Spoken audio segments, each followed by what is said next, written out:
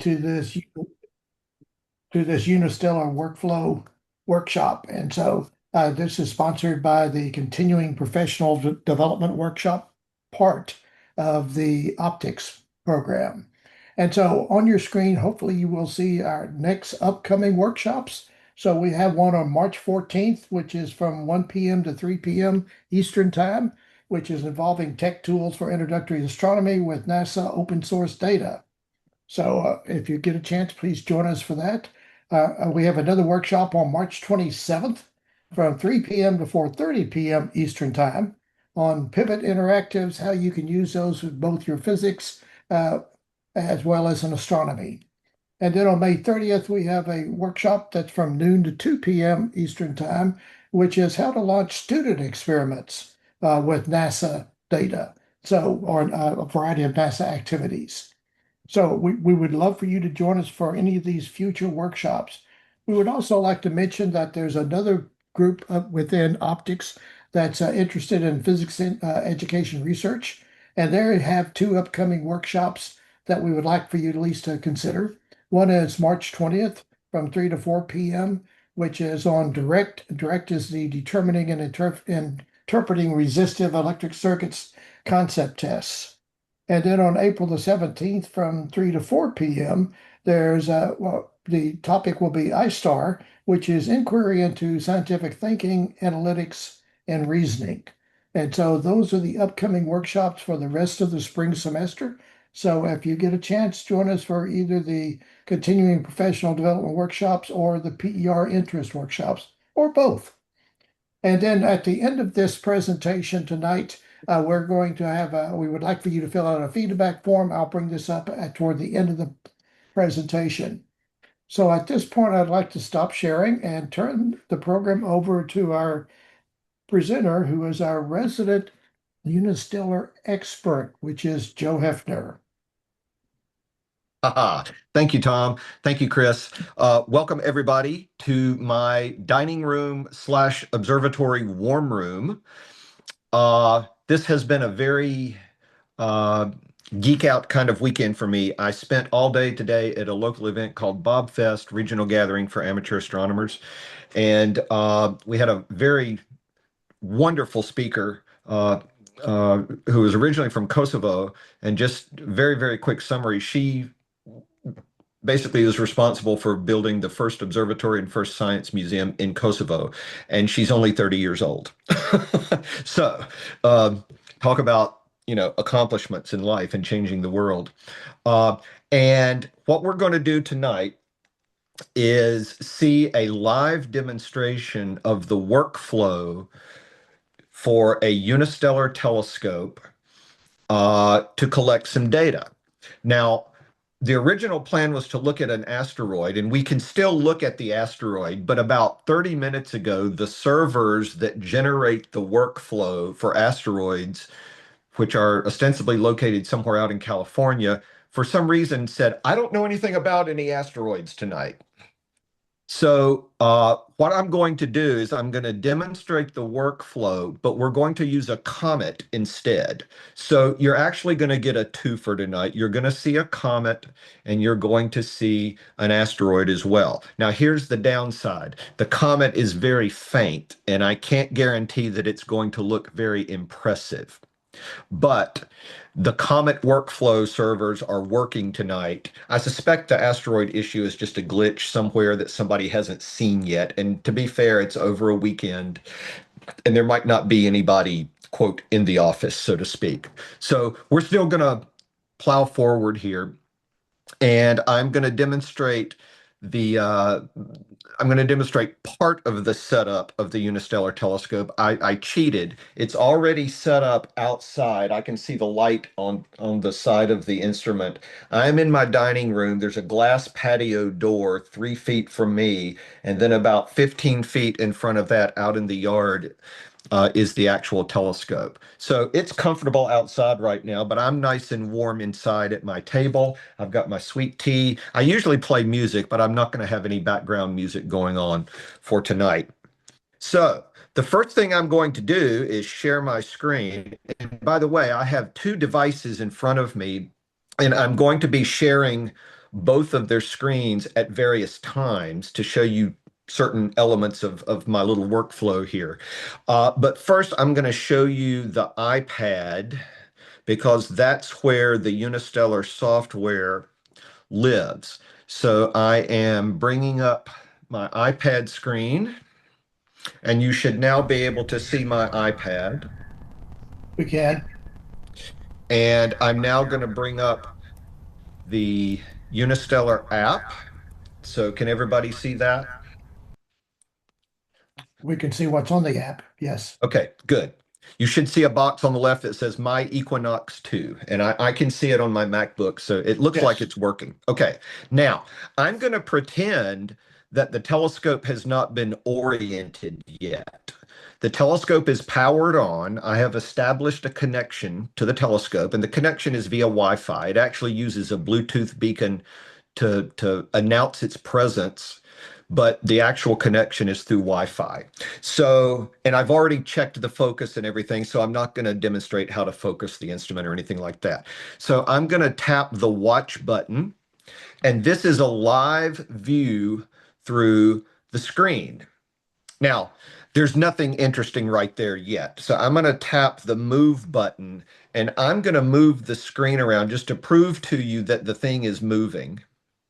So if you look very carefully, you can actually see stars moving through the field there. It's slewing pretty fast right now. And what I'm going to do is I'm just going to choose a random patch of sky here. And I can't see the telescope tube. I have no idea where it's pointing.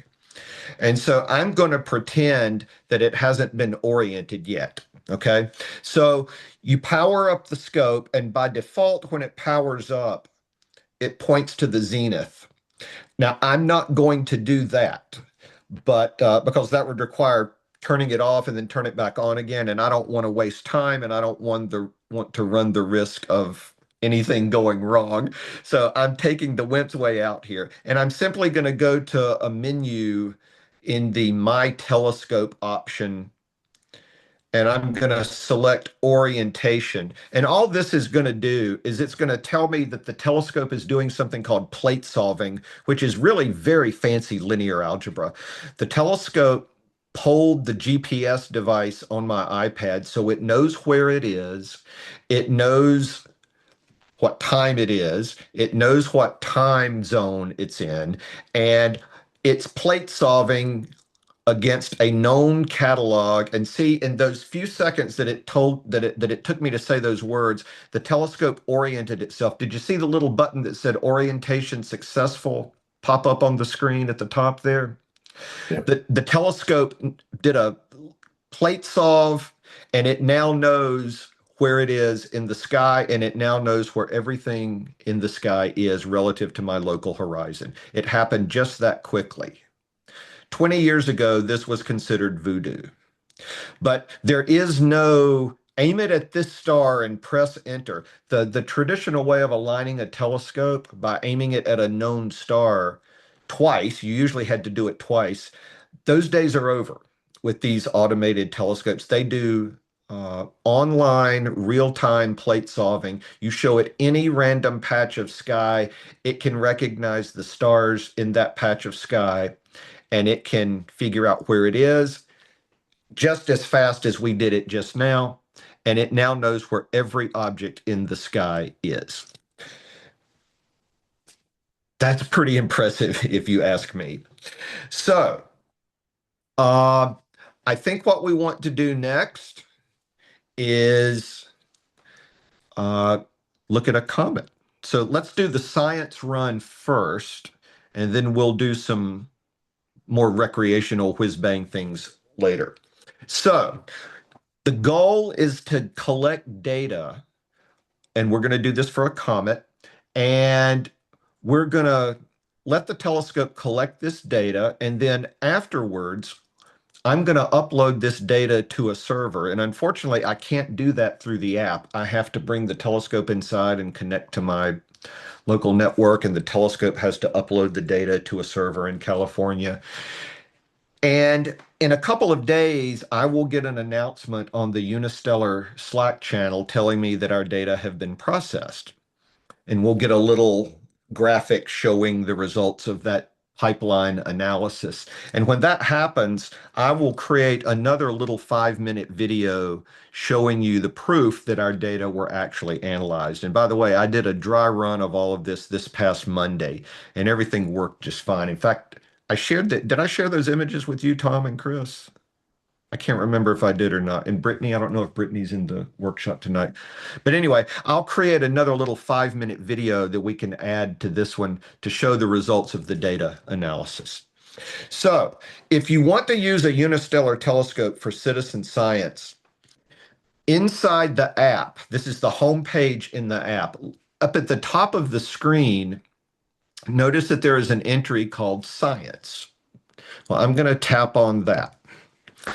And now here we have a selection of entries that we can choose from. I'm going to choose the one that says Find Predictions. And I'm just going to tap this. Now that little icon in the lower right-hand corner, that indicates that this is going to take us to an external website outside of the app. Okay, so this is going to take us to the Unistellar website. And they have been monkeying around with the URLs lately, which is could be one of the issues behind the difficulties I was experiencing earlier. But here we have the scientific events prediction page. And if you scroll down, there's a selection of little buttons here that you can turn off and on just by tapping. Now remember, I'm doing this on an iPad screen. The Unistellar software will not work on a laptop. You must use it on a touch device like a phone or an iPad. Now I'll share a little secret with you. A Mac, a modern Mac can run iPad and iPhone apps, although Unistellar doesn't officially support that, and I haven't experimented with it because I don't want to break anything. But I have colleagues who have done it and they say it works. Okay, so I'm going to tap Cometary Activity, and you can see there that the blue around that button turns on to indicate that that is active. And here comes the cool part. I'm going to scroll down here. And I don't know if y'all know this, but Google knows where every single one of you live. I'm going to type in my street address. It found me. And I'm going to populate that field. And notice that it populated my latitude and longitude automatically for me. And it also populated the date and time. And I'm going to select Generate. Now, what it's going to do here, hopefully, is it's going to generate a list of all the comets that it knows about right now. And there are 3 pages of them here. I'm not going to go through, well, yeah, I will. Now, some of these are below the horizon, and we can't see them for geometrical reasons. So I have selected one that we are going to look at that I happen to know is above the horizon. And it's well to the east of the celestial meridian, so it's not going to go behind trees or anything.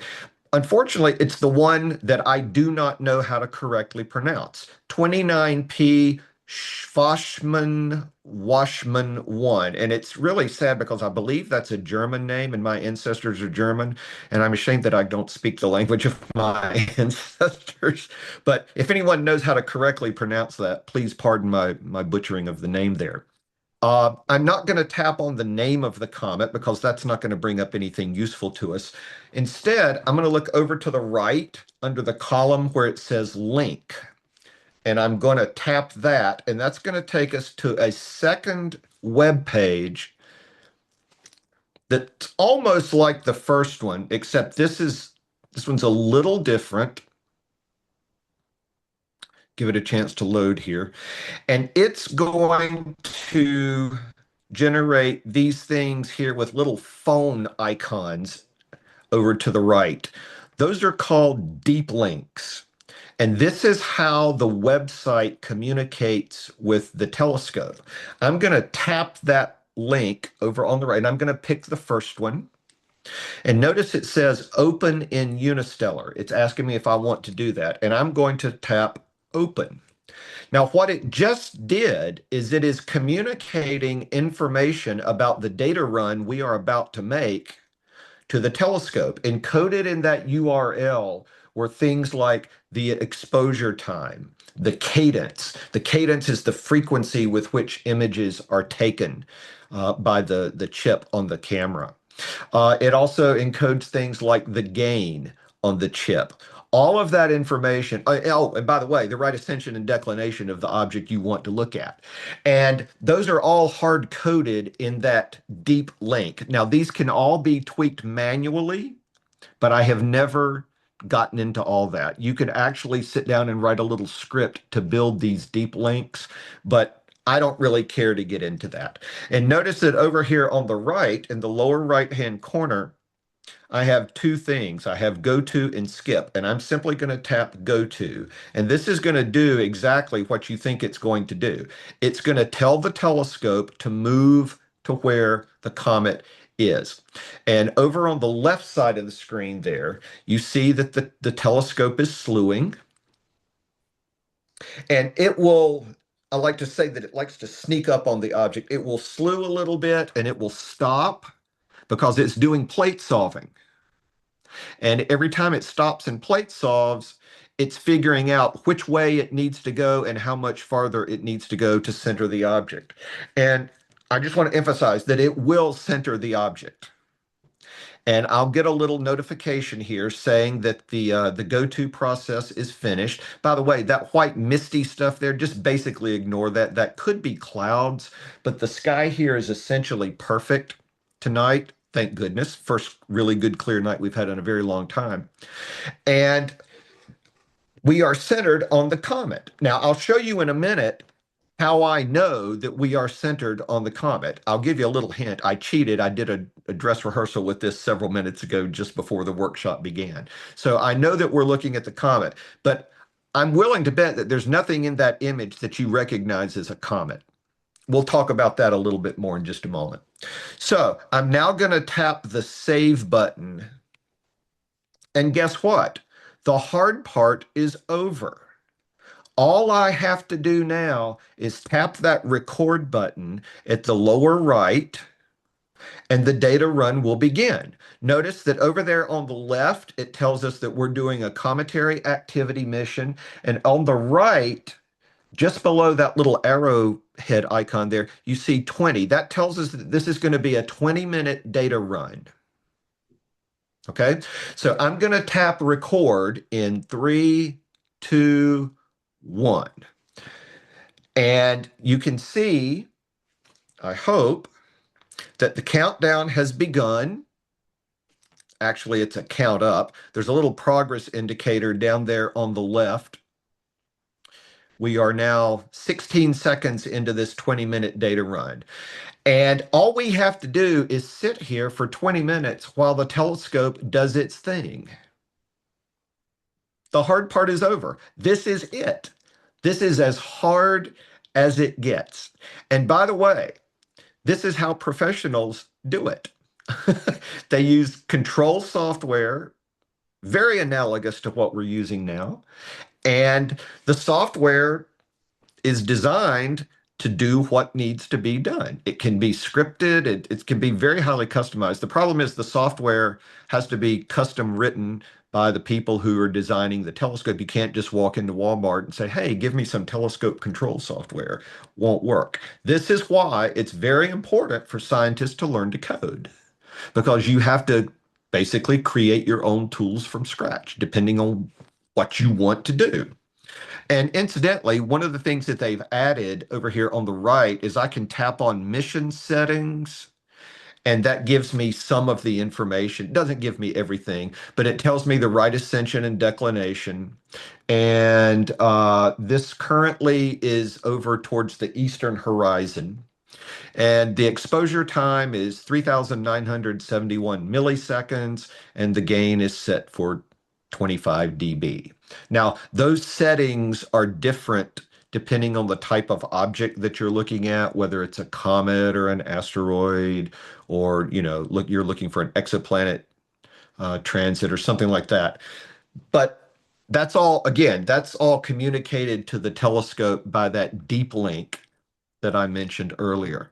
So I'm just going to let this sit there for the next 20 minutes. Now, at the end of the 20 minutes, I will have to physically get up and go outside and put the cap on the telescope so that the software can take dark frames. In other words, it's going to have to take a snapshot of the electronic noise in the chip that will be subtracted out by the data analysis pipeline. Now, by the way, I'm making a lot of assumptions here. If I say something that you don't understand, or if I use a term that isn't immediately obvious to you, please say so. Uh, you might want to say something over in the chat, or uh, just unmute yourself and say something, because as it stands right now, I'm looking at the Unistellar software. I can't actually see my Zoom window at the moment. So here's what, let me just pause right here and see if anybody has any questions about anything. This is just sitting here taking data, so I'm going to very briefly unshare my screen. So let me stop the sharing. Okay, so you should now be able to see me. We And I do can. have the lights turned down here because I'm taking data and astronomers like to work in the dark.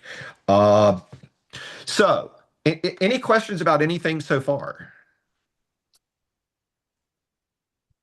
It really is as easy as I have made it out to be here. Uh, The hard part is that you have to go out and cap the thing to take the dark frames, and you have to let it sit there capped for 1 minute, 20 seconds, and it will tell you, please uncap the telescope. I mean, you basically just read the screen and follow the prompts. Now, let me show you how I know that we are looking at a comet. I'm going to turn here to my MacBook Air, and I am going to share the screen on my MacBook Air. I hope. Here we go. All right. So here comes my MacBook Air screen. And on my MacBook Air, I'm running an app called Stellarium. I highly recommend this free piece of software. It's open source. It was developed in Europe as a planetarium control system. You can see the repository on GitHub. It's open source, like I said. It is a fantastic piece of software. And before the workshop began, I updated my comet and asteroid database so that it had the most recent orbital information for this comet. And I really need to look up how to correctly pronounce that. But this is a software simulation of the field through the Unistellar. And the red square here represents the imaging chip in the Unistellar telescope. You can actually configure Stellarium to show you what your eyepiece field would look like through the actual telescope. You give it the focal length and various and sundry other optical specifications of your telescope, and it will simulate the view through an eyepiece or an imaging device such as a camera. And this is a standard Sony CMOS imaging device. This field of view is about a half a degree by a half a degree. A full moon would pretty much exactly fill up this red area. And the nice thing about Stellarium is that I can tell it to center on that comet, and there it is. So, and as I will show you when the data run is through, we can look at the dots in this image and compare them one for one to the dots on in the view through the Unistellar telescope and confirm that we are indeed in the right place. And we can do something else right now. Right now, I have the cursor. I have not the cursor. Well, yeah, what the cursor in the software, not the mouse cursor, centered on the comet. And notice that over here on the left-hand side, we get some information. I want to pay particular attention to the magnitude. This comet right now is about 15th magnitude. Now, you may recall from introductory astronomy that the human eye can see under pristine conditions down to about 6th magnitude, and that was an arbitrary number based on an arbitrary way of defining stellar brightnesses by our friend Hipparchus, and one of those ancient Greek dudes. The faintest stars visible to the naked eye under ideal conditions are mag 6. The bigger the number, the fainter the star. And that trips up students. You really have to be careful when you're teaching that. The bigger the number, the fainter the object. That's not what your brain tells you it wants to hear, but that's the way the system works. There are other ways to do it, better ways to do it, but astronomers are very stubborn and they don't want to change after all these centuries. So I'm just going to pick a few of these stars here, like maybe that one. That's an 11th magnitude star. This one down here, there we go. That's an 11th magnitude star. There's no star in this field of view that is visible to the naked eye. These are all telescopic stars. But the 4.5-inch Unistellar telescope can see them easily. This is nothing for a 4.5-inch telescope. So I Joe, claim, I'm sorry, yeah.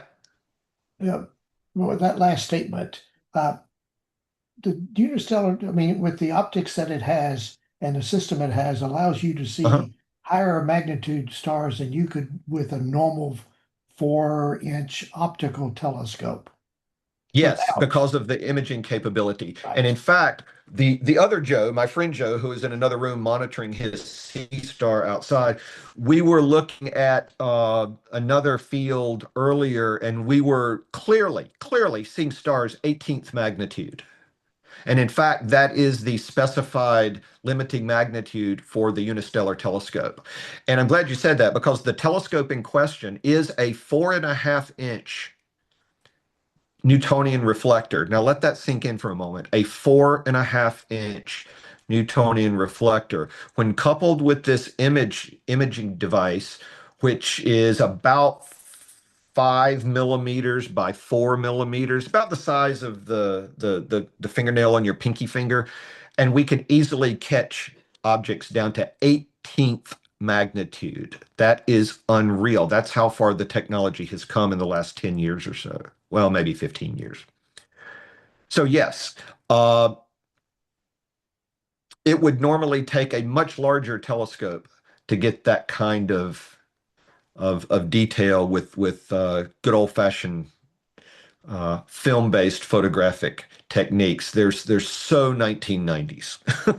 In fact, the 1990s is when digital cameras and CCD devices really started becoming ubiquitous. And so yeah, these solid state imaging devices have really changed the world. So yes, this is a 4.5-inch F3 Newtonian. I think it's an F3 Newtonian reflector. It's a wide field. Like I said, the full moon fits perfectly with a little bit room to spare on this chip here. So let me quickly unshare. Oh, I'm going to do something here. Uh, Let me very quickly take a screenshot of this because I want to put the screenshot in the chat window because we're going to compare it with the actual view through the telescope. And I'm going to use the standard Mac thing here. I'm just going to do a very quick capture. It's giving me a little countdown here. And I am going to come over here to the chat and I am going to put that uh, I'm going to stop my sharing and let me just put that image that I just took over here in the chat window. Let me bring that up here. Okay, it's uploading it to my iCloud drive. That'll take a few seconds. And let me just quickly check on the telescope over here.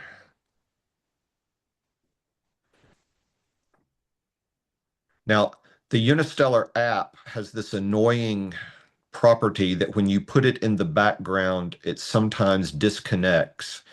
And okay, it's reconnected. We are 11 minutes 45 seconds in, so we've still got plenty of time here.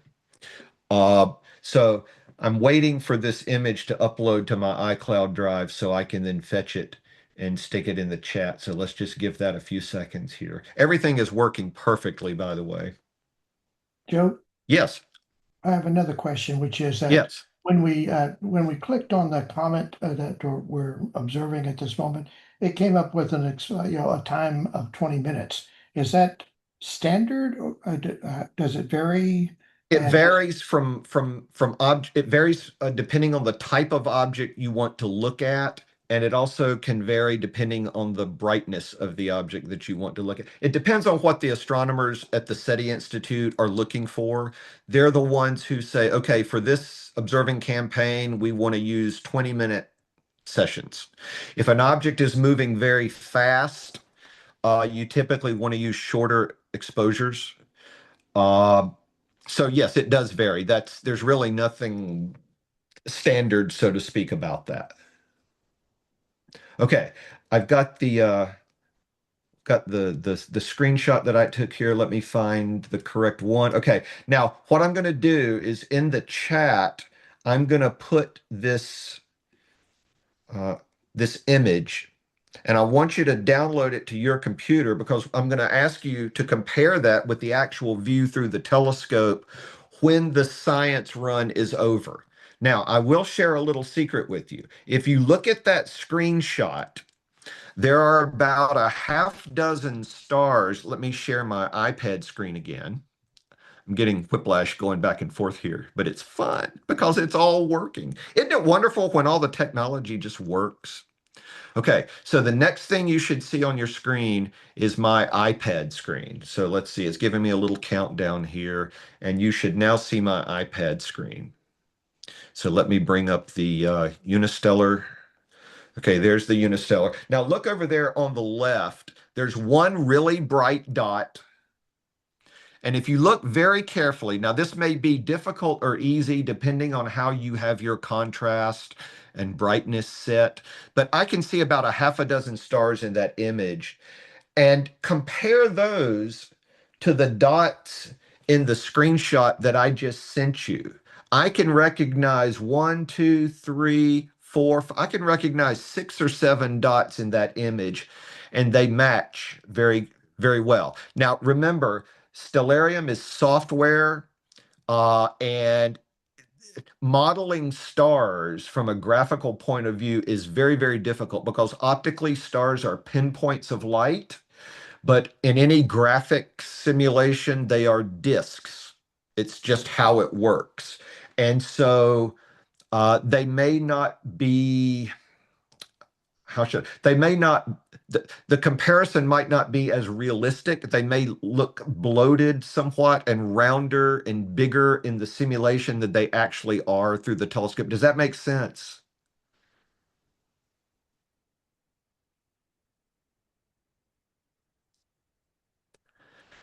So see if you can match any of those stars in the screenshot to the stars that you see in the field of view there. If I can just get someone to unmute and say yes or no that they can match some of those stars, because I'm doing a lot of talking and I I want to. can. Okay, good. Whit, how about you? Can you see any of them that look the same? In the interest of disclosure, Whit and I know each other. Is Whit still here? Did Whit leave? He did. Oh, okay. Whit is a friend of mine who is a librarian at a nearby community college, but he's also a member of our astronomy club. Now, we are 16 minutes and 14 seconds into the observing run. I usually like to start walking outside with about 1 minute to spare. So when the countdown gets to 19 minutes, I'm going to physically get up and, uh, oh, I'm sorry. Let's see. What are you all seeing on your screen right now? We see the solarium one. Okay, that's my fault. Let me come over here and turn that sharing off. No wonder. Okay, and why can I not? Okay, let me well, let's see. Okay, for some reason it won't let me. Oh, that's the screenshot. No wonder. Okay. Okay. Now you should see my iPad. Yes. Okay, there's my Yes, iPad. Okay, yes. okay. Now, also, if you look very carefully, you can see that the field of view has shifted just a little bit. The stars are not in exactly the same place they were before. That's normal because it's allowing for the drift of the comet. You see, comets move, and that's one of the things that I want to be able to show you tonight, either with the comet or with an asteroid. Uh, and after we do this data run, we will do a recreational image of the comet just to see if we can see the darn thing and see if we can detect any motion. And then we're going to look at an asteroid where the motion will just be blatantly obvious. So let's see, we're almost 18 minutes into this 20-minute data run. So like I said, at 19 minutes, I will get up and start moving outside. Does this Uh, only work with Unistellar? This is only with Unistellar. Any other smart telescope is going to have a different workflow because the software is going to be different. The hardware is different. But I will tell you this, Unistellar is the only smart telescope that lets you do actual science runs like this and upload that data to servers run by actual astronomers. These are PhD researchers at the SETI Institute in California, and they actually analyze your data. And if they use your data in a peer-reviewed publication, you get listed as a co-author. Okay, we're getting close here. So I'm going to take my iPad and very carefully disconnect it from the charger. And I hope I don't lose contact with you. Can you still hear me? We can. Okay, good. I am now in my garage and I'm going to walk outside and I'm going to walk up to the telescope and wow, this is cool. We have a nice bright moon tonight, but the Unistellar telescope doesn't care about that. The moonlight isn't interfering with anything. I'm now outside standing next to my telescope, and in about 30 seconds, it's going to prompt me to cover the tube, and I will do so.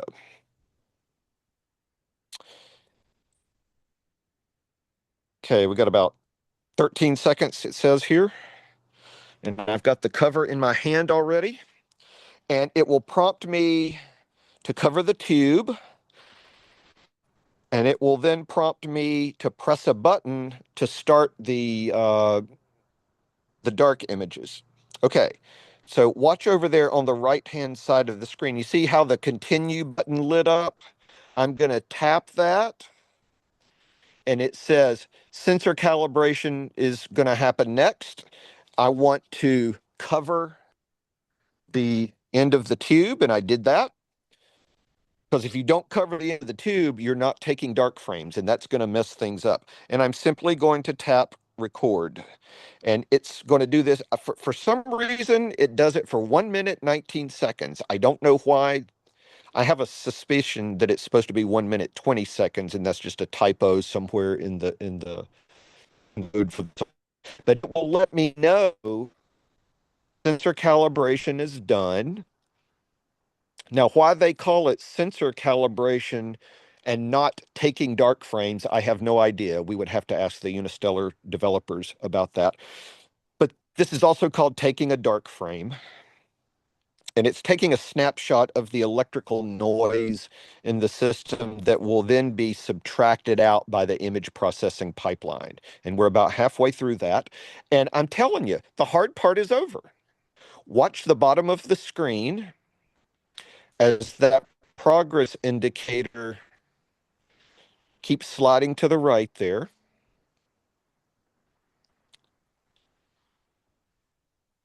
Almost there.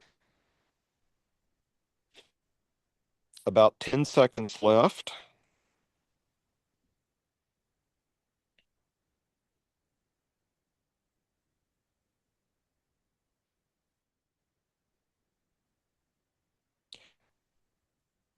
And we're done. I'm waiting for the little indicator at the bottom to change to tell it what to do next. It's really just a matter of reading the screen. It says recording complete. The scientific mission is over. Don't forget to upload your observation data. And what it doesn't remind you to do is to remove the cap.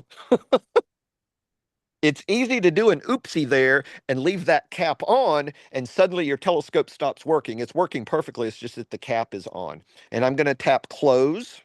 And congratulations, we just made a data run. We just took 20 minutes of data on a 15th magnitude comet. Now, I'm going back inside. I'm in my garage. Now I'm in my kitchen. And now I'm in my dining room slash observatory control room. And let me plug my iPad back in so it doesn't discharge. Okay, and we're done. Now, unfortunately, I can't show you what happens next. The data are stored on the telescope. There's a 64 gigabyte SD card. These scopes are relatively simple. It's a Raspberry Pi, and the operating system runs off a 64 gig SD card. There's no hard drive. And the software basically runs as a web server on the telescope. It is proprietary, and Unistellar says they are not going to open source it. And that's their prerogative. And I think one of the reasons for that is there are actually practicing research astronomers who use this data, and they don't necessarily want everybody out there to be able to poke into it and change anything. So I think it's probably a wise thing that they've made it a closed system, and they're not going to open the API up. And they're very insistent on that. We're not going to do that. That's not part of the plan. Okay, so the science run is over. So what I will do after this workshop is I will bring the telescope inside. I will, first of all, connect it to the charger to give the battery a charge, and then I can show you how I will do this. Uh, Look up, let's see. If I go to this other menu over here that says My Telescope, if you click on this little hexagonal thing in the upper right-hand corner, I guess it's a button, you could say, uh, and go to My Telescope, one of the options there should be, now they've changed the software here. There used to be a button here to directly uh, interface with your network, but now you have to do manage, and there's some other things that are gonna pop up here that I'm not gonna touch because right now the telescope is not connected to my network at home and cannot be, because then I couldn't use it as a telescope while it's doing this. But I would simply select the data set that I wanted to upload, and then look at the bottom there. There's an upload button and a delete button. This user interface has been drastically improved. It used to be that the user could not even see the data sets on the telescope. And to remove them, you had to do a full network upload. That has all changed. We can now selectively delete things and selectively upload things. So that second one there with the 29p Schwassmann, Wachmann, and I have no idea if I'm pronouncing that correctly. Apologies to any German speakers in the room tonight. But I could choose that data set by itself and simply tap upload, and it would do it. And then once those data are uploaded, all we have to do is wait for the pipeline to process the data. And that typically takes between 24 and 48 hours. Depends on how many people are sending uploads, and it depends on uh, if the servers are behaving well tonight. The asteroid servers are not behaving well tonight at all. Uh, but my guess is within about 48 hours after I do the upload, we'll get the results back. And there is a catch there. In order to see the results, you have to be a member of the Unistellar Slack workspace. There used to be a link inside the app that would let you apply to join the Slack workspace. But I'll be honest with you, they've changed some things around, and I could not find that link the other night. Uh, I don't know. I don't know where it is. You might check and I was going to do this, but I forgot. You might check the main Unistellar website to see if there is a link there that mentions the Slack workspace. I'm just looking here very quickly. I don't see anything obvious here, unfortunately.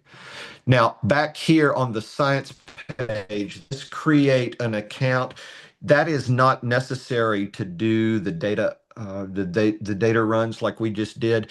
That is to create a personal account that basically keeps track of your observations, which I do anyway. And it also tells you, for example, who observed the most comets in the last week, who observed the most asteroids in the last. It sort of gamifies uh, the citizen science work and provides uh, motivation basically, but it's not necessary to do what we just did. In fact, I have not created one of those personal accounts, and it's only been within the last year that that has been a thing. Uh, Let me just pause here. The part that I was most concerned about not working just worked perfectly. So this is a good time to pause for some questions or comments. So what would you all like to say at this point?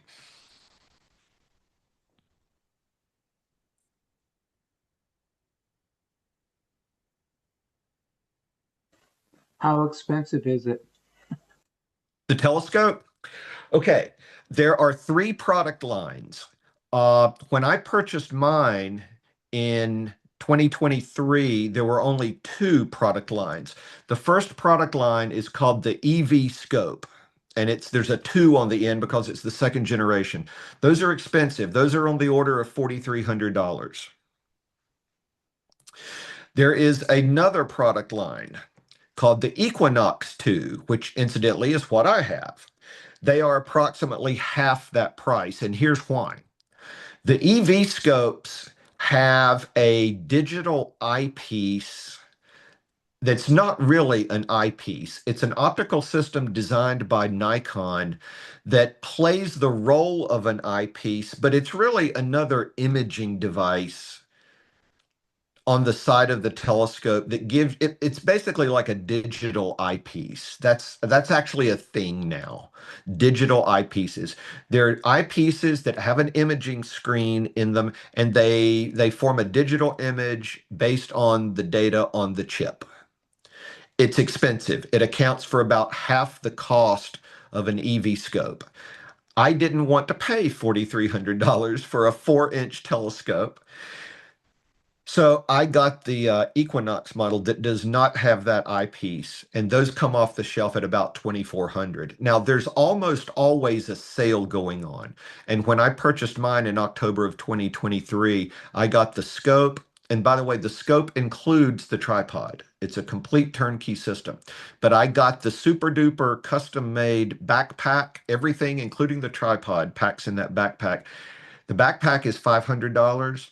There's a $250 white light solar filter, which of course I had to have too. I got everything for $2,100.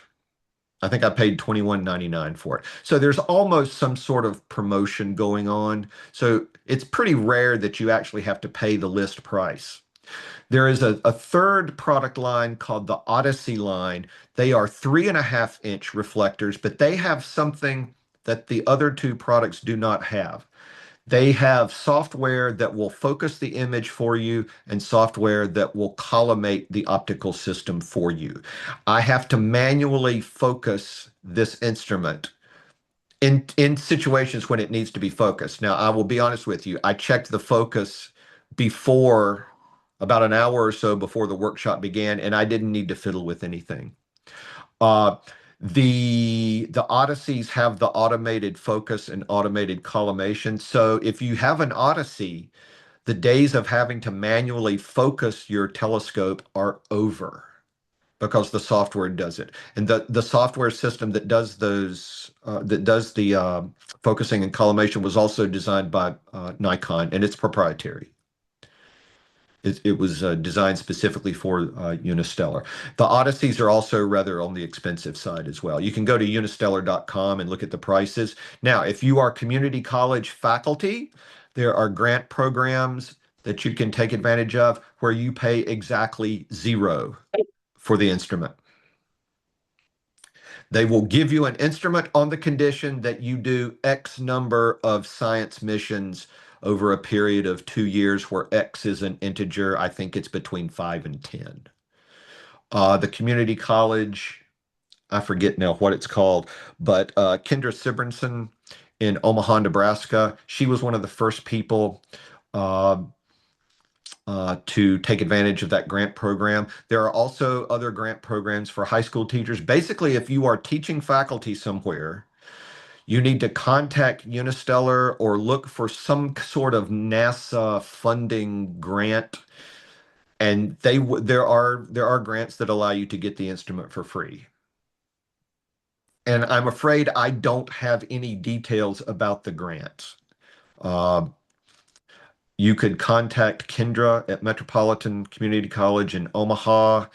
Uh, I have colleagues here in North Carolina at Wake Tech in Raleigh who took advantage of the community college grant to get an instrument. And there are various other faculty members around the country. Uh, but there are grants available to get these instruments into the hands of students. There are also grants that get them into the hands of young researchers. For example, there are high school kids in California who have discovered like 5 or 6 extrasolar planets, and they're in high school and they already have publications counting towards graduate school admission. Uh, so yeah, there are grants out there. Unfortunately, I don't have any details about those grants with me. Uh, but we could dig around and find them. Have you done any solar observations with it? Yes, I have. It does. It has. I purchased the white light solar filter, and in principle, you could use any standard white light solar filter, but the Unistellar one does not void the warranty if something were to go wrong. It comes in a custom little fitting that fits over the end of the telescope. It fits very snugly, much like the lens cap or the dust cap does. And Unistellar really wants you to use their white light solar filter. But yes, it does. It works just fine. And incidentally, during the daytime, you may be wondering how the telescope can find the sun. Well, what it does is it looks at the gradient of the ambient light on the sky, and it finds the center of the solar disk by basically tracing the gradient. You have to give the telescope a hint by starting it up approximately pointing towards the sun, but it does work. It's very ingenious. The French engineers who designed this software really did a very slick job. The software is very, very, very well executed. And again, I did a lot of talking there.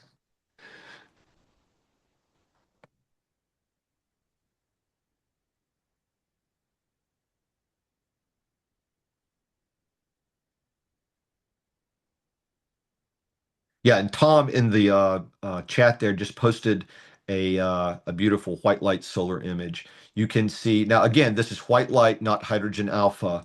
So you can see sunspots. Uh, sunspots are variable. Sometimes they're interesting to look at, sometimes they're not. Uh, but yes, it does a very good job with solar imaging as well. It does a spectacular job with the moon. Incidentally, notice that the solar disk there almost fills the field of view because the sun and the moon both have disks that are about a half a degree in diameter, and that's about the extent of the size of the imaging chip each way. So these are very good for sun and moon terrible for other planets. Now, when I say terrible, that comes from someone who is used to looking at planets through a nice 6-inch refracting telescope with an apochromatic lens in it. Uh, these telescopes really being wide field Newtonian reflectors, they're really not optimized for looking at the planets. I mean, technically, you can see the rings of Saturn, you can see detail on Jupiter, you can see the Great Red Spot rather easily. And I have observed some satellite transits with it, but it's really not a planetary instrument. If you're really interested in looking at any solar system, or well, any planetary objects other than the moon or uh, anything like that, you're really better off with a longer focal length, narrow field instrument like a good refractor or a standard Schmidt-Cassegrain telescope.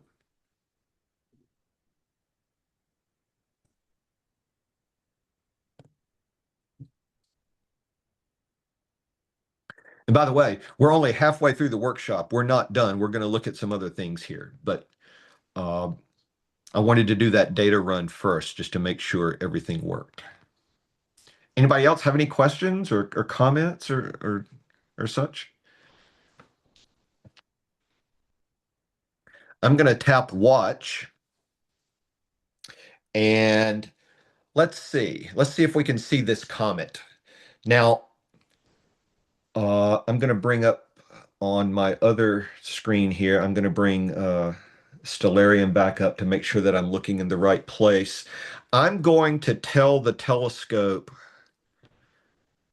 to uh, go back to this comet because during that science run, the field drifted. So what I'm going to do is I'm going to come back up here and tap on this little hourglass. By the way, can you still see my iPad screen? Yes. Yes. Okay. I'm going to Yeah. tap the uh, magnifying glass up there, and that brings up the search. There's a whole, I don't know how many thousands of objects database that the app has access to, and I'm just going to type in the first characters in this comet's designation here, and I'm going to tap on this, and I'm going to say go to. Now, this is not a science run, so the workflow here is a little different. I'm simply going to tap go to. Now, it's already close to the comet, but it's going to zoom away, and then it's going to home in on it again using this plate solving technique that I talked about earlier. And it's going to take us back to the original field, but it should put the comet in the center. And while I'm doing this, bring up that screenshot. It may have changed a tiny bit, but not much, because this appears to be a slow-moving comet. But bring up that screenshot, and I'm going to do something in a moment when the telescope tells us that it is centered on the comet, and we're going to go hunting for this comet. And the first thing we're going to need to do is match up stars. Okay, do you see it says go to validated? Okay, that means that it as far as it knows, it has centered the comet. Now, look at the bottom of the screen there. There are 3 round buttons. The one on the right is a camera button, and that is how you snap a picture that you can immediately save to your photo roll on your device. I'm not going to do that yet. Instead, I'm going to tap that center button, and what that does is that turns on what Unistellar calls enhanced vision. This is the image stacking onboard processing. Now we're going to see this image go from yuck to fantastic. Look at that. Look at that. And guess what? The comet. I see the comet. Yep. Now, there are 2 ways that I can see that comet there. First of all, comets are fuzzy. Stars are dots. Stars are never fuzzy. If stars are fuzzy, there's something optically wrong with your telescope. It's out of collimation or it's out of focus. And by the way, I can reverse pinch and zoom in like this. And here's how I know that that is a comet. First of all, it's fuzzy, but it's got a dense stellar-like nucleus surrounded by a nebulous coma. You can't actually see the object that is the comet itself, the dirty snowball, so to speak. It's buried down inside that coma.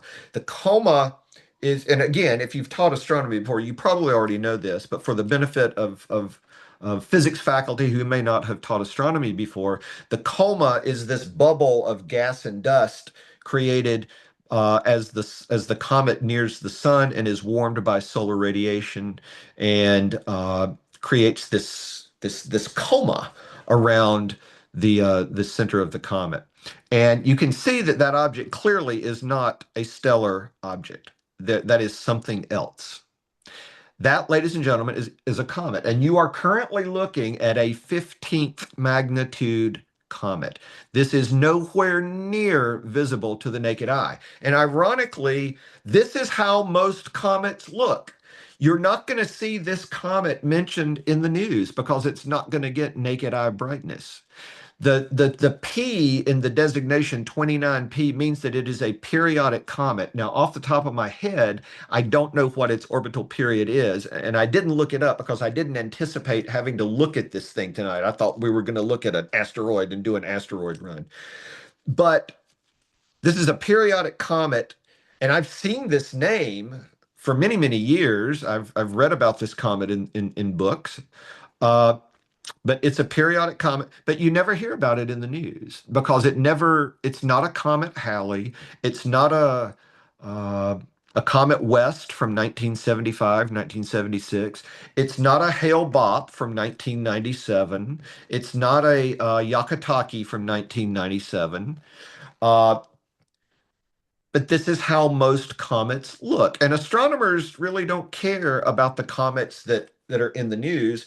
There are always a dozen or so telescopic comets that are of interest, just like this. So this is a run-of-the-mill comet. I don't know. And to a professional cometologist, there may be something very special about this particular comet. I don't know because I don't really study comets.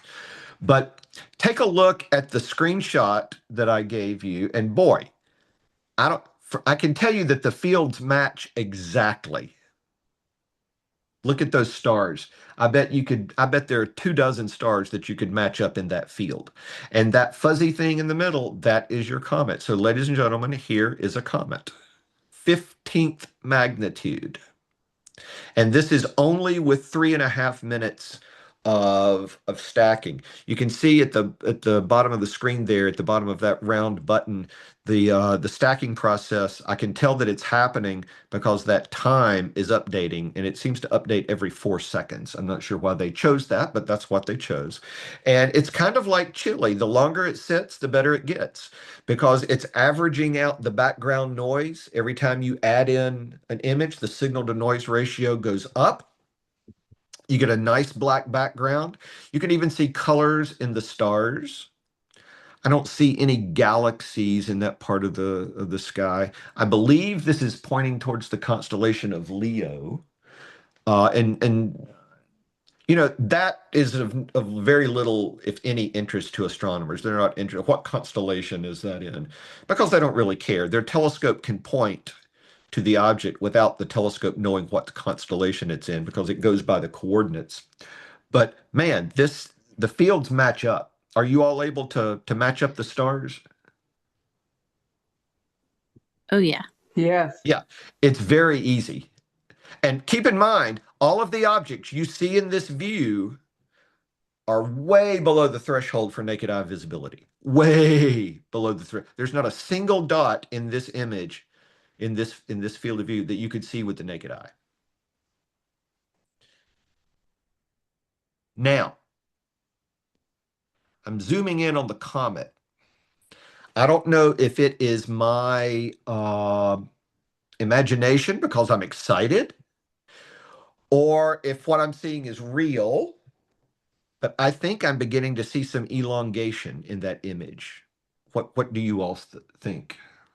You don't have to agree with me because again, I'm not 100% certain yet. Now we could sit here for an hour staring at this thing, see if we detect any drift of that coma against the background stars, but I don't want to do that. I really want to show you an asteroid tonight, by golly. And I want to show you an asteroid that you can almost see with the naked eye. one that's significantly brighter than 15th magnitude. But I am almost convinced that I am beginning to see some drifting of the coma there. And that is because comets are in rapid orbital motion. They're in our solar system. They're orbiting the sun. They drift against the background stars. The stars aren't going anywhere. The stars form this almost an inertial frame of reference against which we see the planets, asteroids, and comets move. And the rate of motion depends on the distance of the comet. Kepler's laws come into play here. It also depends on the orbital geometry because remember, we ourselves are on a moving platform called Earth. And the motion of the Earth affects the motion of the comet. And you've got all this stuff going on at the same time, but the comet drifts. And I'm about 80, I'm about 75 to 80% convinced that I'm beginning to see some drift there. What do y'all think?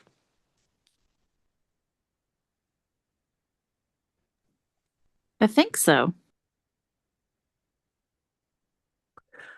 I think you're right. I've taken some images of a comet last year, and I don't remember the 24 Pons Brooks or something like that. And you could sit there, and over a period of about 30 seconds, you could see the drift. It made a relatively close approach to Earth, and it was just booking through the sky. Notice that there is no tail here.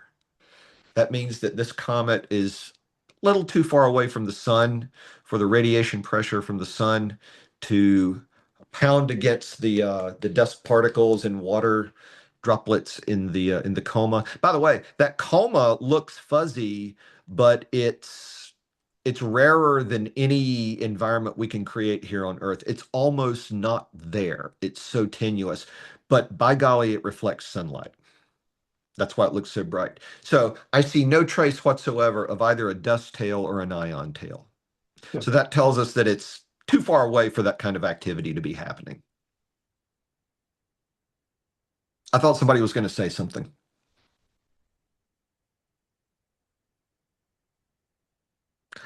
And we're 8 minutes into the stacking process now.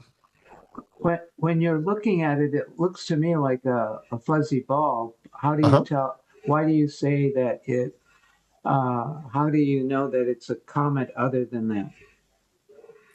So what else could it be? Let's go down the list here. Well, it's not an asteroid because asteroids aren't fuzzy. They are stellar-like in appearance, but they do drift. And if they are rotating, their brightness varies. Uh, it's not a star because really bright stars would show diffraction spikes. I was just looking, I don't see any diffraction spikes on these stars, but I will show you some stars in just a minute where you can actually see diffraction spikes. So if it has diffraction spikes, it's a star, it's not a comet. It could be a globular cluster. In fact, back in the 1700s, a famous, well, now famous, amateur astronomer by the name of Charles Messier, who resided in Paris, he decided to make and he was using a 3-inch telescope, by the way, not computer controlled. And he decided to make a catalog of fuzzy objects in the sky that could fool people into thinking they were seeing a comet. And that's how the Messier catalog came into existence. There are 110 objects in the Messier catalog. And I don't know the fraction, but a lot of those objects are globular star clusters. And globular star clusters look a lot like comets. But if you zoom in on a globular star cluster, if your telescope is large enough, you can begin to see individual dots of light being the stars in that cluster. Well, you can't do that with comets.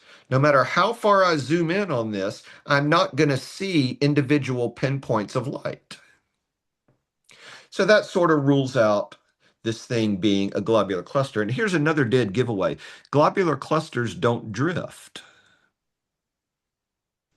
There is one other thing that it could B, it could be a galaxy because there are galaxies out there. Galaxies come in all different, the fancy word is morphologies, shapes and sizes and appearances. There are spiral galaxies, there are spherical galaxies, there are elliptical galaxies, there are irregular galaxies, there are barred spiral galaxies. They can be edge on, face on, somewhere in between.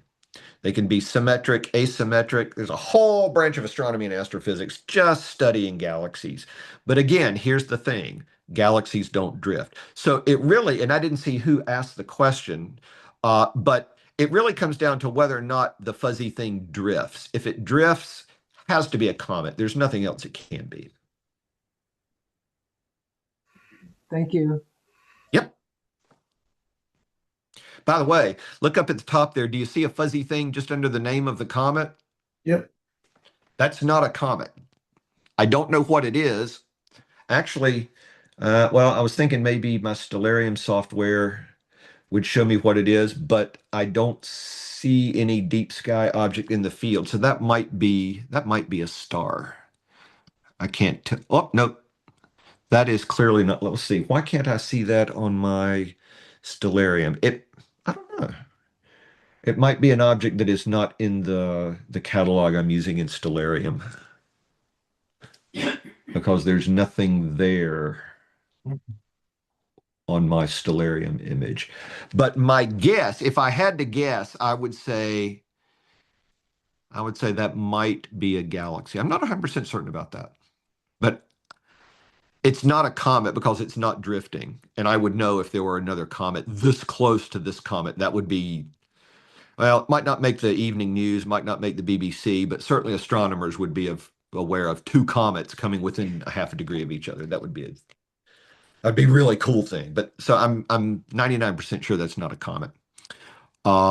And it doesn't appear to be drifting. So I'm not sure what that is. The It, telescope seems to have more stars in it now than it has in Stellarium. In the first Stellarium picture that you showed us. Correct. And that's because of the stacking process. Uh, The signal to noise ratio has increased because of the stacking. All that background noise is being averaged out. And it's like chili. The longer it sits, better it gets. Now, of course, you will eventually reach a point of no return, a point of what am I trying to say? What do they call it? Diminishing returns. The chip can only do so much. The quantum efficiencies and things like that start to take over, and you can only get so much out of the device. Uh, but the fact that we are seeing 15th magnitude stars, let me see that star right there? Can you see my cursor? Yep. I'm gonna yes, point to that star right there, and I'm gonna go, and I'm doing this off screen here. I'm gonna go over here to Stellarium, and I'm gonna see that is a 15.74 magnitude star. That's just ridiculously faint. Uh, what is the faintest dot that I see over here in Stellarium? That dot right there looks really faint. Let me pull up the magnitude for that guy. That is a 15.67 magnitude star. So we're seeing roughly 15th and 16th magnitude stars in this field of view. And the comet itself is roughly 15th magnitude right now. This is amazing, y'all. This is amazing. And this comet would not even be visible in a decent sized amateur telescope. 15th magnitude, you would probably need an 8 or 10-inch telescope to begin to see it. But remember, this is a 4.5-inch reflector with an imaging device on it. This is pretty amazing, y'all. 20 years ago, this was not even remotely possible. I want to see an asteroid next. Yes. Okay, I'm going to snap a photo of this comet because I surprised myself tonight. I didn't know that we were going to look at a comet, and I didn't know that it would be this easily visible. This has just been one hell of a good day for me. I tell you what. And I hope I just didn't jinx it by saying that. So let me snap an image of this comet here, just so I can prove that we did it. Um, Okay, so it saved that image to my camera roll here. All right, we're going to look at an asteroid next.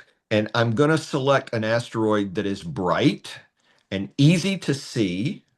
And this asteroid is currently in the constellation of Taurus. And its name is 433 Eros. And I'm going to go to it. And oops, I can't. I forgot to do something. I forgot to turn off the stacking. The telescope is so smart that it ignores every request as long as the stacking is on. So let me turn the stacking off. There we go. Okay. Now it's slewing. So we're going to give it a couple minutes here. And I'm going to go back here to Stellarium and I'm going to bring up Eros again. Would you like me to give you a screenshot of the field for Eros? Sure. Okay, I was hoping you would say yes because I really want to do this.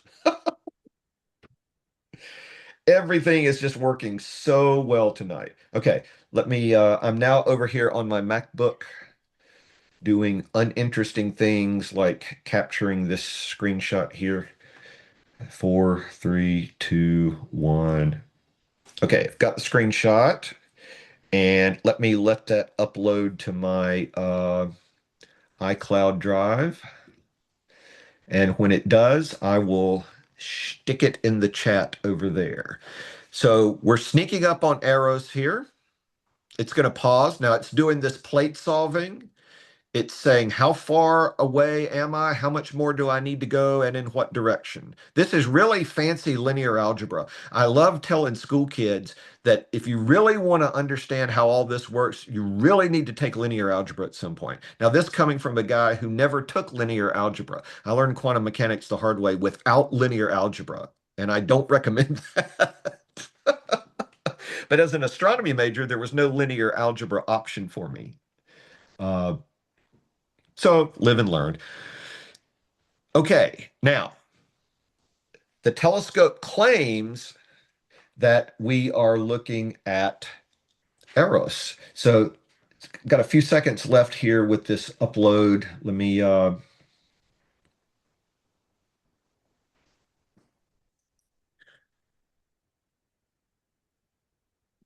now I'm going to start the stacking process because there are going to be a lot of stars visible here.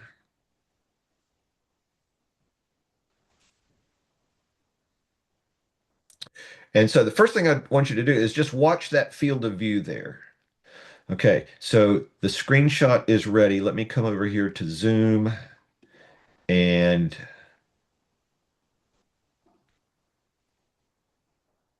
oh, I seem to have kicked myself out of Zoom on my MacBook. Let me, no, here I am. Here I am. Sorry about that. Okay, let me pull that image. I'm just going to drop it into the chat like I did the other one. Let me make sure I got the right image here. Whoops, that's not it. Okay, here we go. Okay, so here comes the arrows field. Okay, it's in the Zoom chat. It should show up momentarily there. Okay, so pull up that screenshot and see how many dots you can. Now, I already see the asteroid. I'm not going to show you the asteroid with the cursor yet. I want you to decide which dot it is.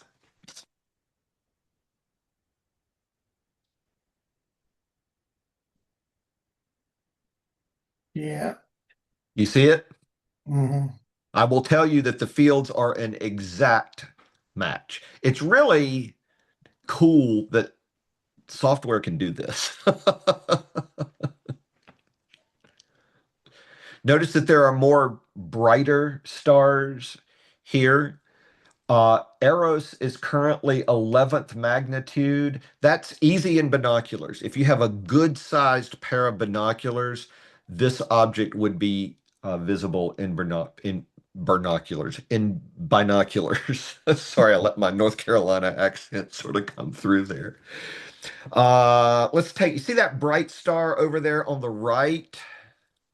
This one right here, sort of in the upper right, the brightest dot there. According to Stellarium, that is a 6.95 magnitude star. That is just below naked eye visibility. And we're in the constellation of Taurus. We're in the winter Milky Way. If you scan through that region of the sky with binoculars, you're just going to see bazillions of stars. This one would be absolutely trivial in even the smallest pair of binoculars. So these stars are approaching naked eye visibility.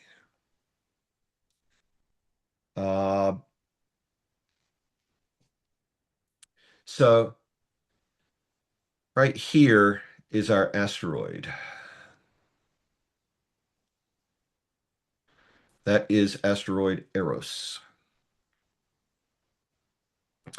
And we're going to let this sit here, and something interesting is going to happen. If we watch this for about 10 minutes, notice that a lot of observational astronomy is just sitting and watching. And some people think that that's boring. I think it's fascinating. We are actually looking at another solar system object, and I claim that within about 10 minutes, we will see evidence of it drifting against the background stars.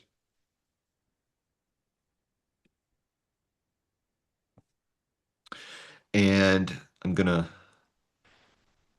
zoom just a little bit here. Now, I don't see any signs of drift yet. So, like I said, it takes about 10 minutes to see it. I have seen asteroids making a close approach. Now, by close approach, 5 times the distance to the moon, or even like 20 times the distance of the moon. Literally in 30 seconds, the asteroid will leave a streak on the image. That thing is hurling past us very quickly. But remember, motion is relative. So saith Galileo, and then Einstein really made the point clear in 1905.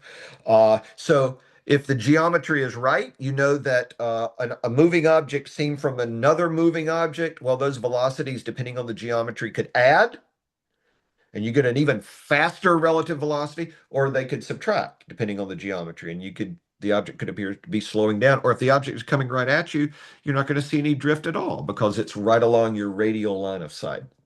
So geometry is everything. When you're looking at these moving solar system objects, you got to remember that you're looking at a moving thing from the surface of another moving thing. So there's lots of elementary first semester physics going on here. And of course, it's all done with gravitation. This is all gravitational stuff right here. So again, that is our little asteroid. Now, I will say that when you hunt objects from the catalog like we did, it doesn't always center them perfectly, but yet when you do a science run, it does. And it has to do with how the ephemeris is generated. And this is actually what got me into computational astronomy when I was in high school. Instead of learning trigonometry, I was learning how to write software to calculate the positions of asteroids and things like that, much to the consternation of Miss Morgan, my trig teacher, because she was not interested at all in any of this stuff and did not care that I knew how to do any of it. But anyway, well, I sort of lost my train of thought there. What was I saying? I was thinking about Miss Morgan and totally lost my train of thought there.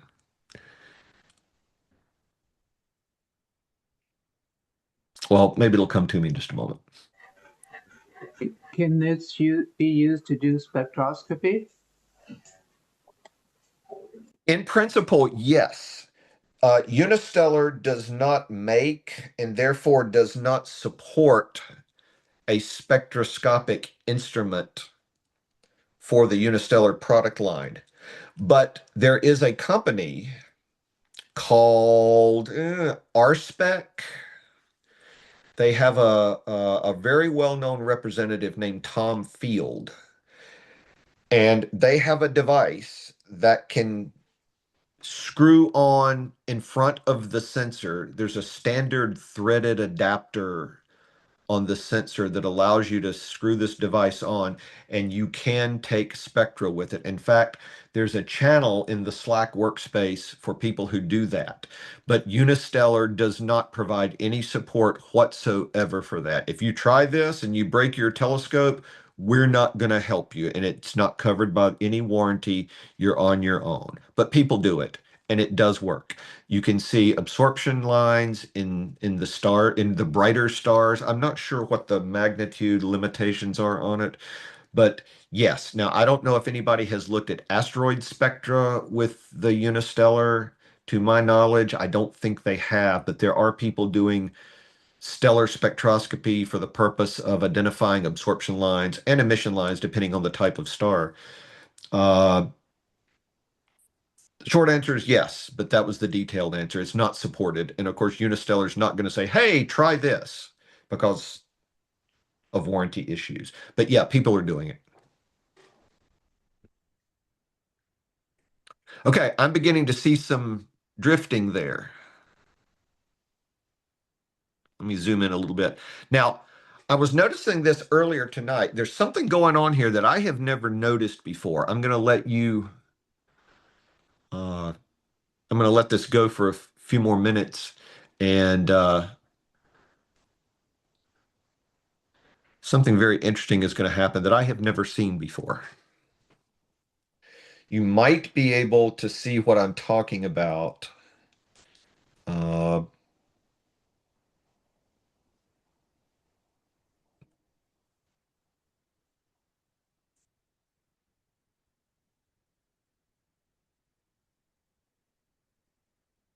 Zoom in on the asteroid. You can definitely see it leaving a trail now, and it's moving from lower right to upper left. But for some reason tonight, and I've never seen this before, usually the trail that the asteroid leaves is continuous. But this looks somewhat discrete.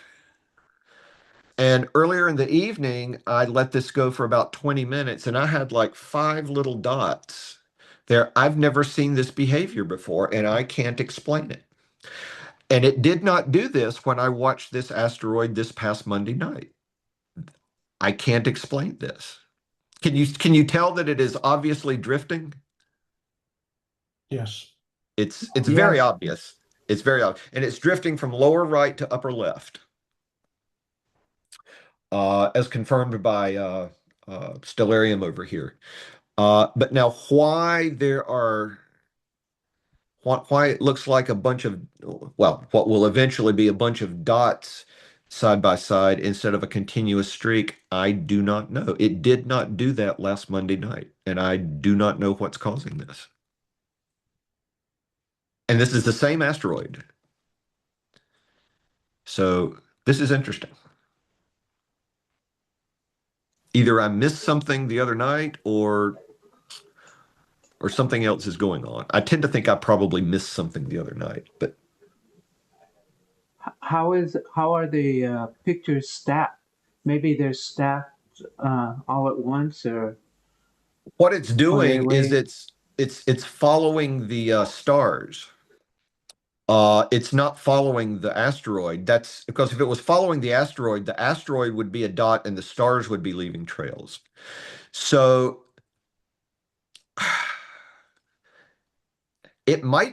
it might be doing something different with the stacking process. I don't know, but every asteroid I've ever observed has left a more or less continuous streak. Now, if the asteroid is rotating, that can cause variations in the brightness of the streak. But off the top of my head, I don't know that Eros is a rotating asteroid. Let me just do a very quick. Uh, Let me just very quickly see if I can, and this is going to be a very cursory search. It's a near-Earth asteroid. It's a stony asteroid. and the first discovered and second largest near-Earth object, elongated shape and a volume equivalent diameter of 16.8 kilometers. Is it rotating?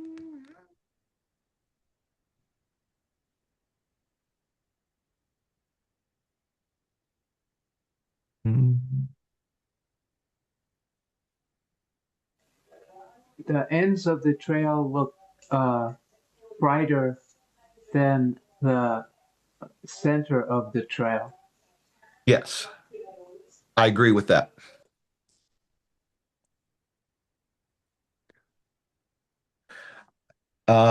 It has a synodic rotation period of 5.27 hours.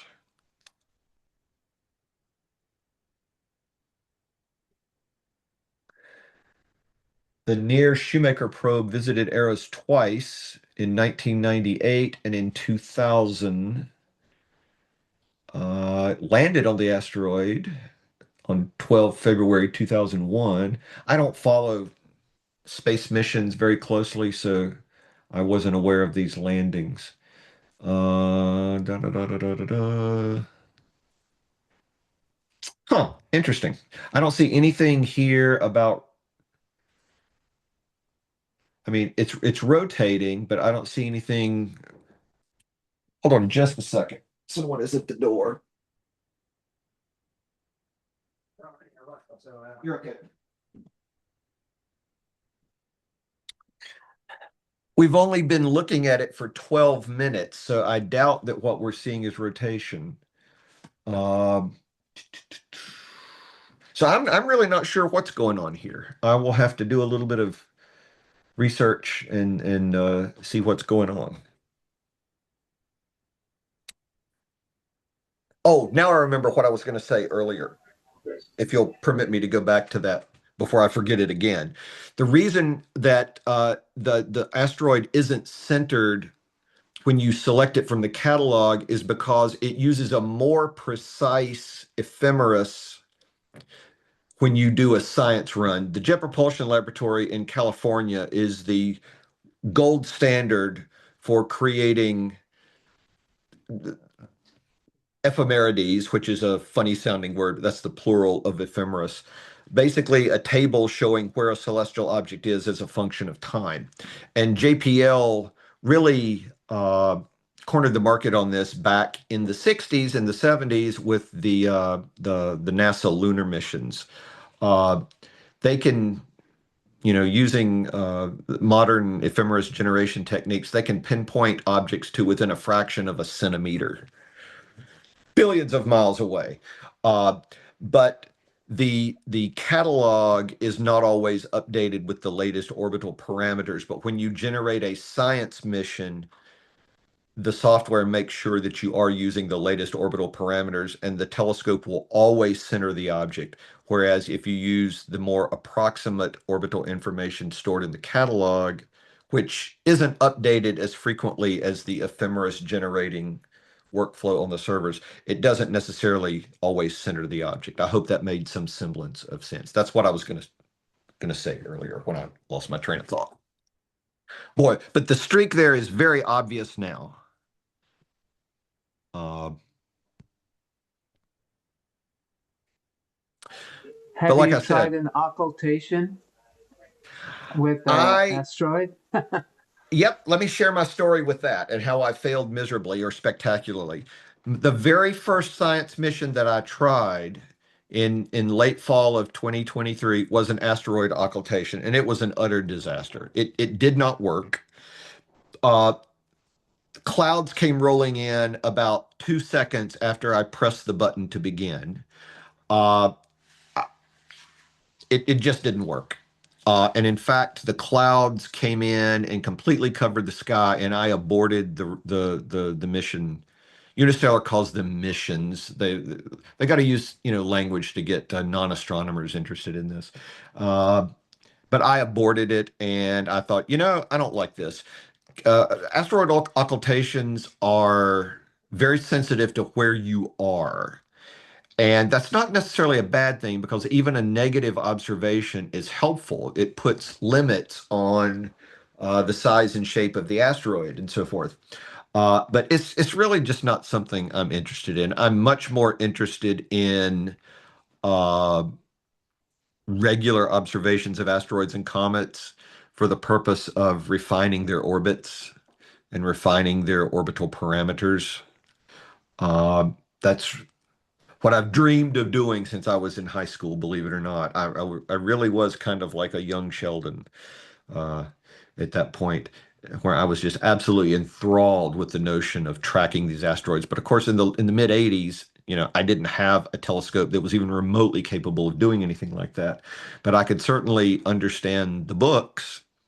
And I'll share a little secret with you. The only reason I went to UNC Chapel Hill for undergrad was to major in astronomy, and they had a single course in celestial mechanics. They were the only university in North Carolina that offered such a course as part of an astronomy major. It was taught by Morris Davis, who at the time was the editor of an international journal called Celestial Mechanics and Dynamical Astronomy. And I had the privilege of being in the very last class that he taught before he retired. And I got my A. I think I got an A- in the course, but I can honestly say that I took undergrad celestial mechanics from one of the experts in the field, got my A, and the rest of my college career really didn't matter to me after that point because I got my A in celestial mechanics. And he passed away a number of years ago, but for a while back in the early 2000s, I wrote software reviews for Sky and Telescope. And one day, just out of the blue, I got an email from Dr. Davis saying, "It's great to see your name again. It was, a pleasure having you in my class and best wishes." And that just really made me feel good. Um, so yeah, there you have a little, and you can see on my transcript. My transcripts are on my blog. You can see where I got that A in, I think it was Astronomy 152, but I think that was the last time that course was taught before he formally retired. So that's my that's my story there about the celestial mechanics course, and that got me into computation. That's how I decided I wanted to learn to write software. And that's why I started writing a book in high school that I said, someday I'm going to publish this book. And by golly, in the year 2000, that book was published. And in that book, I provided software for producing stellar and planetary ephemerides that exactly match the data in the astronomical almanac. And there's code in that book that goes back to my VIC-20 days in the early 80s coding in BASIC. The software in the book is in compiled BASIC and ANSI C, but that's how I got into computation and that's how I got into astronomy. I really didn't care about looking through telescopes. I wanted to calculate where that asteroid was going to be, even though I didn't own a telescope that I could see the thing with. Isn't that strange?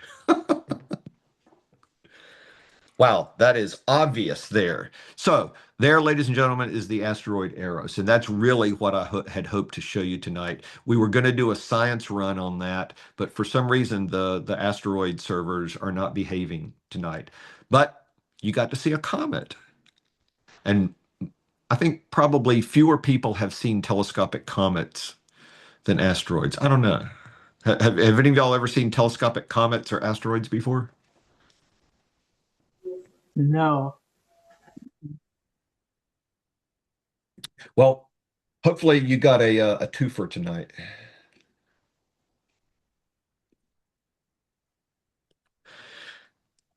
So everything worked tonight. Yay. Good for us. We did it. And we still have 20 minutes to spare.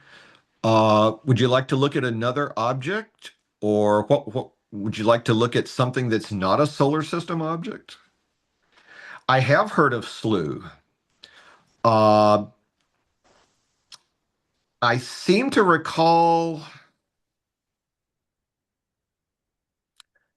I seem to recall it being very popular in the early to mid 2000s. Does that sound about right? Uh, that I know I believe it was located in the Canary Islands, if I'm not mistaken, and I think they broadcast eclipse observations. Uh, I never used it, but I heard about it and I checked it out a couple times. RSpec, that's the software I was thinking of that lets you do spectra with now it will work on the software will work with spectroscopic instruments on other devices, but there is, like I said, an unsupported device that will work with the Unistellar. I'm not brave enough to try it because you have to put your hand up inside the tube and with the tube pointed straight down to install the spectrometer, which means that if you drop it, it could hit the surface of the chip and suddenly you're out $2,000, and I don't want to take that chance. I'm perfectly happy not having a spectrometer at this point. Hold on a second. My cat is yowling at something. Get away from that door. Get away from the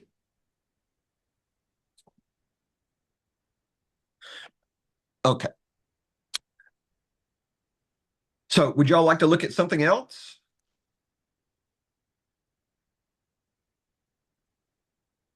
Absolutely. Okay.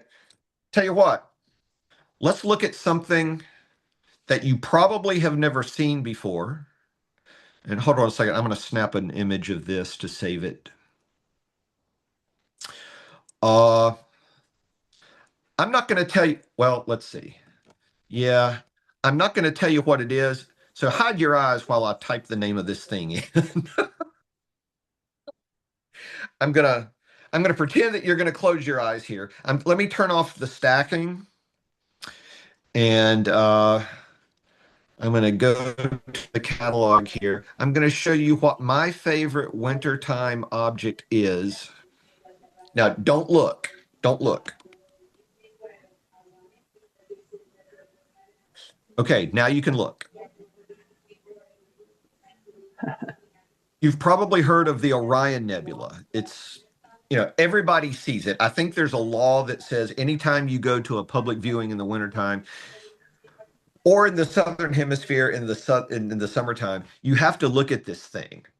But the constellation of Orion, and incidentally, the constellation of Orion, you could get an entire astrophysics course out of that swatch of sky. There is so much gas and dust and other cool stuff going on in that swatch of sky. You could literally write an entire textbook just on that one patch of sky.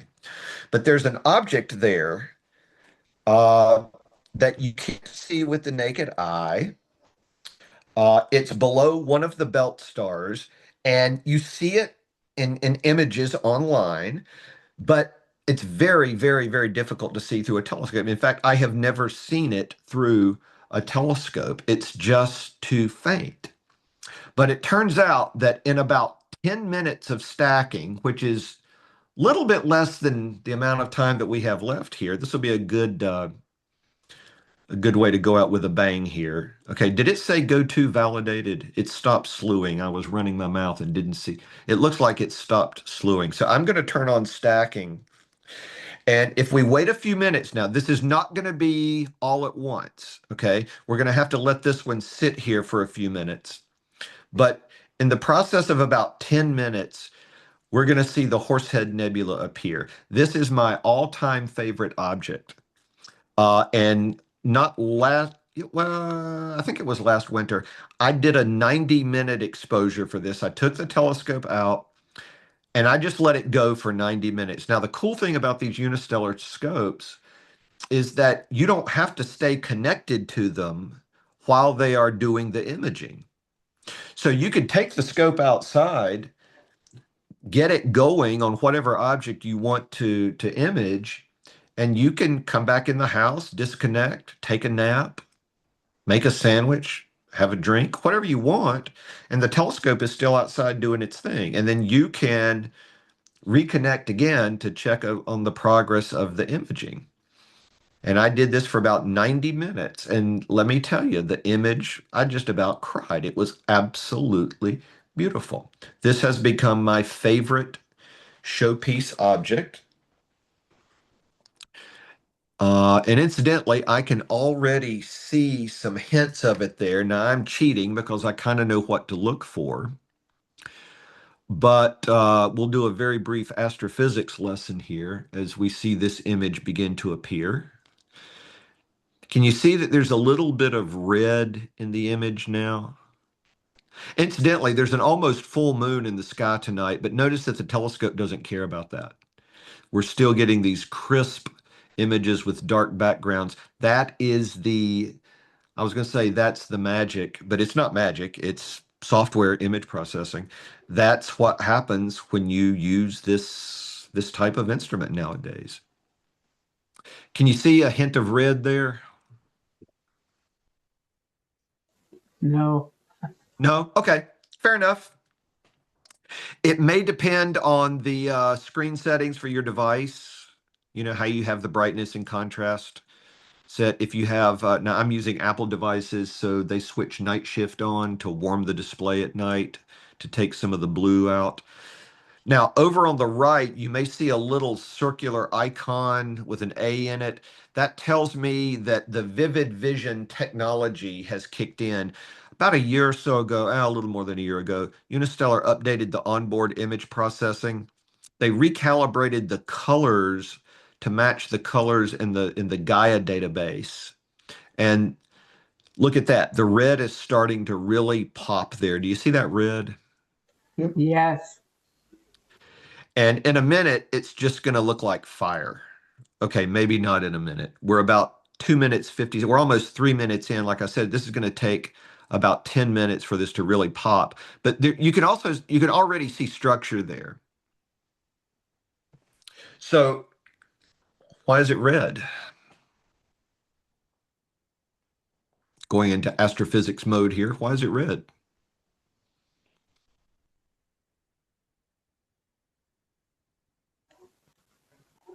Is it a hydrogen cloud or something? Yeah, it's hot hydrogen. It's being excited by the radiation from the leftmost star in the belt of Orion. And I can never remember the name of that star. It's either Alnitak or Alnilam. I get those two mixed up. The one on top is Mintaka, and I remember that one because it sits right smack dab on the celestial equator. But look at the center of the screen now. Do you see the horse? A little bit. Okay. Just wait. It's going to get better. It is going to get so much better. So the next question would be, why is there a horse silhouette suddenly imposed on this red hot hydrogen? What's going on there?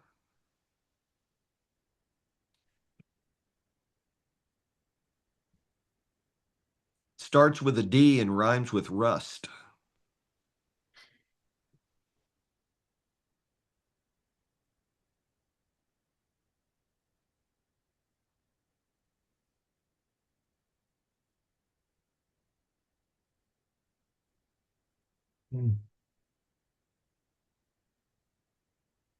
Yeah, Steve, that's exactly it. It's dust. So there are actually two types of nebula in this picture. And as we will see, as we let this image cook, we will eventually see three different kinds of nebula.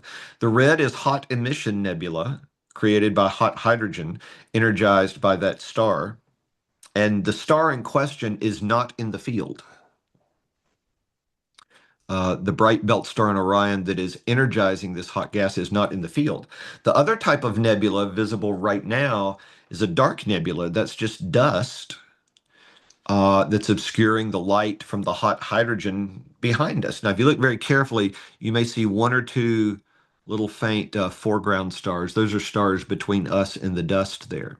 Now, this is an optical telescope. If you look at images of the Horsehead taken with James Webb, you can see down into the dust because infrared comes through the dust. So we can actually peer down into the dust clouds with an infrared telescope. And I don't know of any infrared telescope that an amateur astronomer can afford to purchase. I don't even think they make them for that market. I wish they did. Um, but yeah, so this is a dark nebula. And well, I said there would be three different types.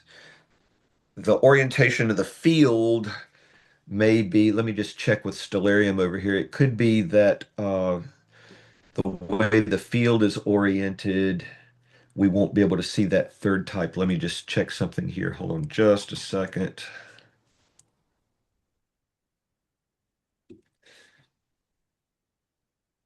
Okay, the star. Okay, underneath the label at the top, unfortunately, the label that says Horsehead Nebula, if you look very carefully, you can see something fuzzy underneath that nebula. Look, let me see if I can make that go away. I can. Ha ha. Yes. Watch this thing up here at the top of the screen. The longer we let this sit, and I know we're going to run out of time here, so we might not be able to see this, but that's going to turn blue. And the blue is actually a third type of nebula called a reflection nebula. There's dust around that star. There's dust in all of this region here. The whole constellation of Orion is awash with dust. But that hot star right there, think of a young hot star. I usually say think Taylor Swift. That gets all the kids in the audience. I don't know. I guess you all know who Taylor Swift is, but I try to switch it up. So now I'm trying to get into the habit of saying think of Sabrina Carpenter. Some people, depending on your age, you may not know who Sabrina Carpenter is. But anyway, think of a young hot star of your choice emitting hot light, and that light interacts with that dust that's in the region, and that light reflects off of that dust and you get a bluish tint to the light. That's called a reflection nebula. And so you right here in this one view, you actually get three kinds of nebula. Now, one thing I have noticed is that with the recalibrated color processing, the blues take much longer to pop now than they used to. So you're going to have to take my word for it that this is blueness up here. And don't really take my word for it. Go out and Google Horsehead Nebula, and you'll find all kinds of photos of it. And you'll see that this is a blue reflection nebula complex right here. So in your intro astronomy classes, or even in your physics classes, talking about the properties of light and so forth, and the different types of spectra, uh, as an introduction to, say, maybe quantum mechanics, you can talk about emission nebulae, you can talk about dark dust nebulae, and the fact that optical light can't get through there, but infrared can. And you can talk about reflection nebula, and we can actually use instruments to measure the polarization of that blue light, and we can figure out the size and orientation of the dust grains that that light is reflecting off of. And there are astronomers who specialize in doing that. So there's lots here in this view. Can you see the horse head? It's, Yeah. it's very obvious now. So this is something that I always wanted to see visually through a telescope, never could. I have an acquaintance who claims that he can see it under good conditions with a 15-inch telescope. I don't buy it. I don't, it's not that I doubt him, it's just that it takes a very skilled, trained eye to do that sort of thing. Or a unistellar telescope where you can see it in how long have we been processing here? 9 minutes. So there you It, go. if you have a couple of these telescopes, can you do interferometry with it? No.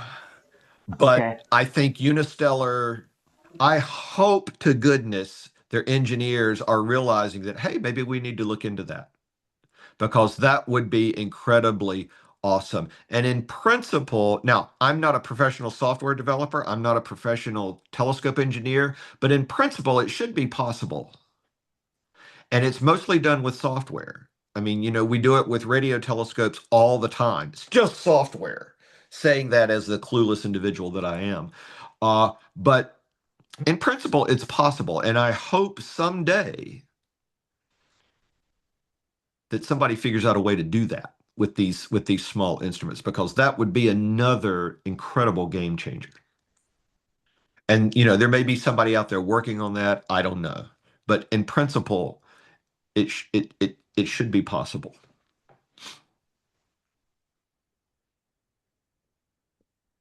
My guess is that would drive the cost up considerably because of the specialized software. And I don't know if there would need to be any modifications to the hardware or not, but that would be an absolutely cool thing to do. Okay, I think we're getting close to the end here. I'm reading 10:54. Right. So I'm going to stop sharing my screen so that Tom can take us out here. I said I'm going to stop sharing my screen if I can find a way to. There's Zoom. Okay. Stop share. There we go.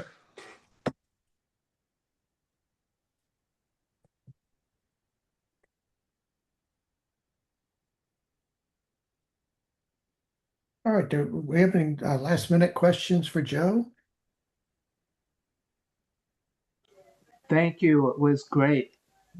So what I'm going to do is pop up on the screen the the QR code for the very short evaluation. I'm sorry about all this junk that I'm having trouble with. But if you either go to the website or if you take a picture of this QR code, there's a very short um, comment. It's about 5 or 6 questions, so it takes you a minute. So if you would fill that out, we would greatly appreciate it. It helps us plan future workshops and to evaluate current workshops. So I'm going to, does anybody need more time to take a picture of this or do this? We'll go back to Joe. Okay, I'm going to stop sharing, Joe. And any last comments? Yeah, I will bring the telescope in tonight. I may play around with it for a little while longer because it's a really good night. And it's supposed to be cloudy here. I'm in Western North Carolina. I'm in the Hickory, North Carolina area. And this is the only clear night that we've got coming this week. So everything worked out for the best here. But I will upload the data tonight. And when it is processed by the pipeline, I will create another little 5-minute video that I will pass along to Chris. Chris is in charge of our YouTube channel.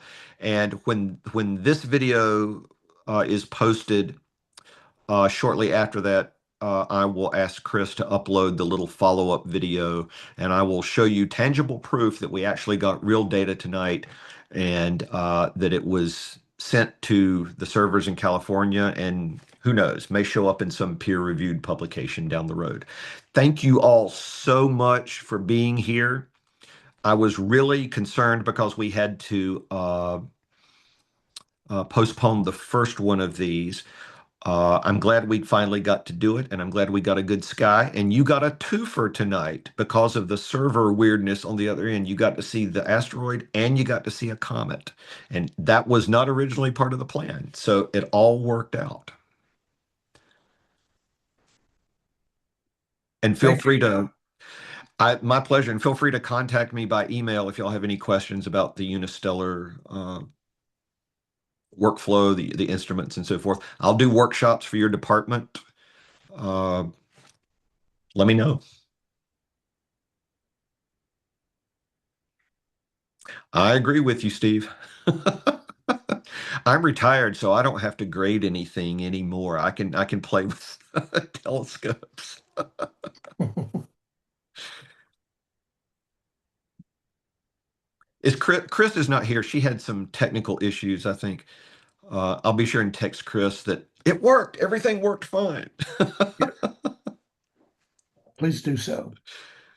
Again, thank everybody for coming. We're going to end this so Joe can go outside and play with his telescope. Oh yeah. Thank you, Tom, also. I'm sorry, what was that? I said thanks to Tom as well. Oh, yes, absolutely. Good night, everybody. Thanks, Joe. Good night.